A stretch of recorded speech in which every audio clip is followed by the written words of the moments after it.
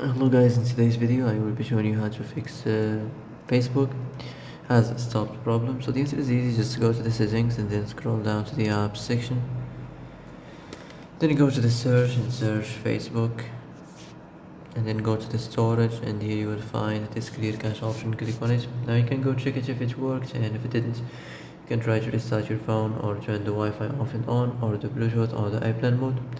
Also, you can try to clear data, but be careful. If you clear data, all this application's data will be deleted. This includes all files, the settings, the accounts, the databases, etc. So be careful if you want to clear your data.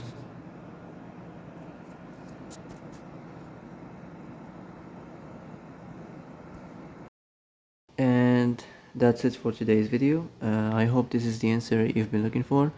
If you like this video, don't forget to like and subscribe, and see you in the next video. Thanks for watching.